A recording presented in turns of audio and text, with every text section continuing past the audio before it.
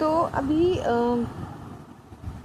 10th के board के बच्चों को लेकर के एक बात आई है कि अगर वो बच्चे तीसरी भाषा संस्कृत तीसरी भाषा कोई एक ऐड की जा रही है नए सिलेबस में, और बच्चे अगर उस तीसरी भाषा में पास नहीं होते हैं तो उन्हें जो है 10th की मार्कशीट या 10th का पास वाला रिजल्ट जो है वो मिलेगा नहीं।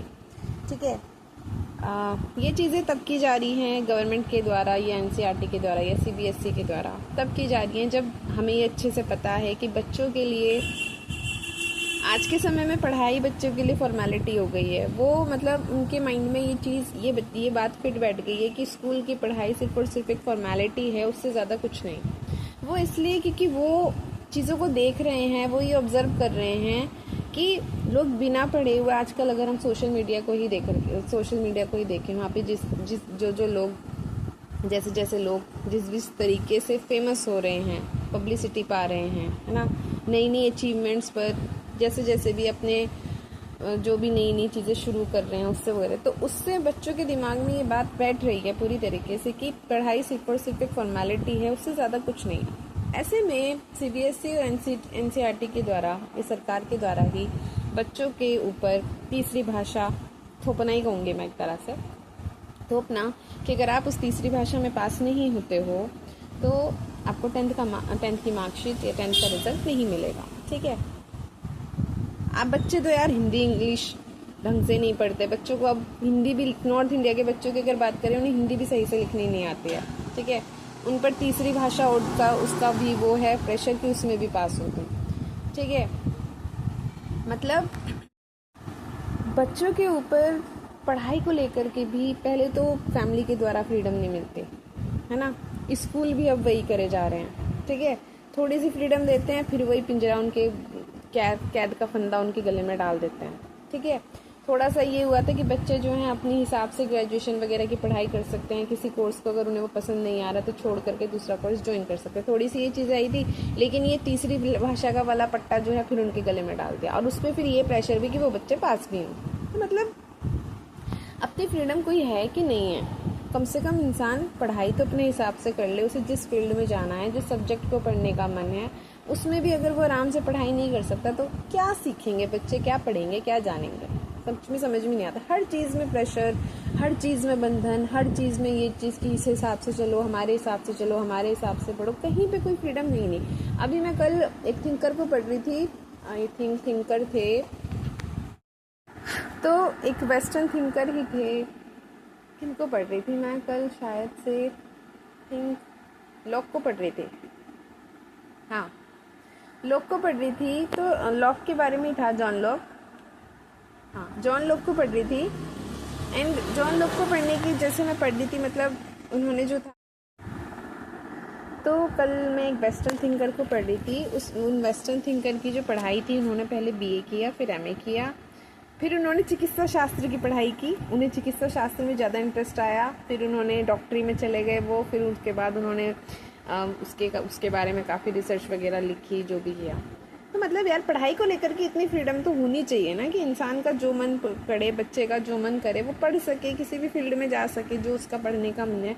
शिक्षा का क्षेत्र तो कम से कम हमें पूरी तरह से खुला रखना चाहिए, उसमें तो किसी तरह की बाउंडेशन नहीं होनी चाहिए कि अब तुमने ये शुरू कर दिया तो अब तुम पहले से ही कंप्लीट करो, फिर तुम दूसरी जगह जाना, वो चीज़ नहीं।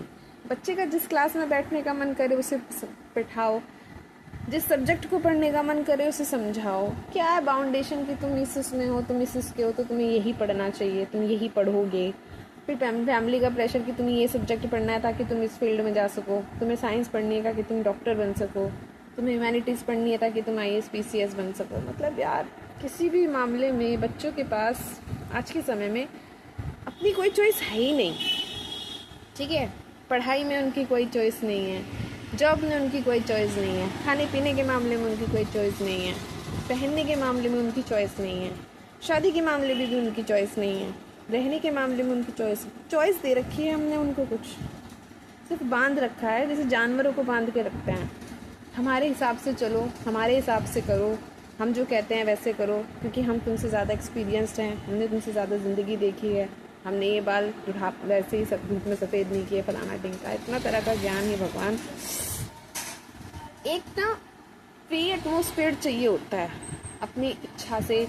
मैं नहीं कह रही कि क्या बोलते हैं उसको, अनकंट्रोल तरीके से चलना। नहीं, अनकंट्रोल तरीके से चलना नहीं कि जो मन करे, जैसा जहाँ मन करे वहाँ गंदा करते हुए चलो, वो चीज़ नहीं। बच्चों को सही बातें बतानी चाहिए, लेकिन फिर भी उन्हें एक छूट वाली सिस्टम जो है ना वो देनी चाहिए, ताकि वो बोल सके, ताकि उनकी हेजिटेशन निकल सके, ताकि वो हिचके नहीं, ताकि वो अपनी बात कहते हुए डरे नहीं, ताकि उनके मन में ये भावना आए कि अगर हम कुछ बोल देंगे, कुछ गलत बोलेंगे तो सामने वाला पता नहीं हमें कैसे जज करेगा, हमारे बारे में क्या सोचेगा, अगर हमने गलत बोला तो सामने वाला हमें मारेगा, पीटेगा, हमें गालियाँ देगा, इस तरीके से जज करेगा।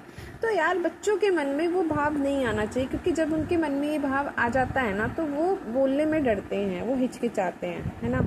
फिर उनके अंदर की कॉन्फिडेंस की ना ऐसी की तैसी कर देते हैं हम लोग, वो नहीं बोल पाते। उनका अंदर का जो एक जिज्ञासु मन होता है ना, कुछ भी बोलने वाला, जो अपनी बात सिर्फ बोलना चाहता है ना।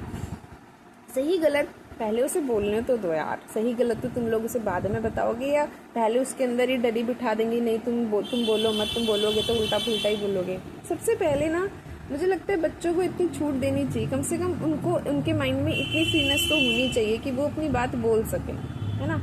सही गलत जब वो बात बोलेंगे उससे पहले उनके अंदर डर बिठाने की ज़रूरत नहीं है कि वो आपको देखकर ही कांपने लगे बुरी तरह से, है ना, और वो फिर अपनी बात बोल ही ना पाए। तो वो वाली चीज़ एक कम से कम एक एज तक बच्चों को एक पूरी तरह से फ्री एटमॉस्फेयर मिलना चाहिए, ठीक है। क्योंकि यार सही गलत की, विवेक की, बुद्धि की समझ उन्हें बहुत धीरे धीरे समय के साथ आती है। क्यों उनको समय से पहले बड़ा करना है, क्यों उनके बचपन में उनका बचपन मारना है। जिनका मर जाता है ना उन्हें ये बात बहुत रियलाइज़ होती है, जो अपने बचपन में अपनी एज में 8-10 साल आगे की ज़िंदगी जीने लगते हैं, है ना। तो वो वाली चीज़ है, वो चीज़ समझने की ना ज़रूरत है।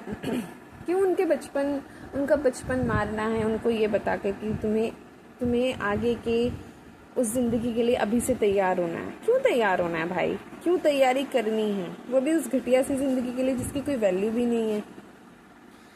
हर एज की अपनी एक बात होती है, हर एज के अपने कुछ मज़े होते हैं, अपनी एक लाइफ होती है। स्कूल की लाइफ अलग होती है, जब हम छोटे होते हैं उस समय बच्चों के साथ खेलने कूदने की, उनके साथ एंजॉय करने की, आपस के बच्चों के साथ, मोहल्ले के बच्चों के साथ एंजॉय करने की बात अलग होती है। स्कूलिंग लाइफ अलग होती है, कॉलेज का एंजॉय अलग होता है। तो हर एक जो चलता है, लाइफ के घटनाक्रम जो चलते हैं, हर एक मोमेंट की अपनी एक बात होती है। तो क्यों बच्चों के लिए उन मोमेंट को ख़त्म करना है। चलने दो, सीखने दो। हमारा काम है हम उनको सिर्फ सही गलत बताते रहें, उनको एडवाइस करते रहें, है ना। एक अच्छे पेरेंट का और एक अच्छे टीचर का तो यही काम है कि आप उन्हें सही गलत की समझ बताते रहो। और इतना आपके बच्चों का, चाहे आप एक पेरेंट के रूप में हो, चाहे आप एक टीचर के रूप में हो, दोनों ही रूपों में बच्चों का आपसे बॉन्ड इतना अच्छा होना चाहिए कि वो हर सही गलत को आपसे आकर के पूछें।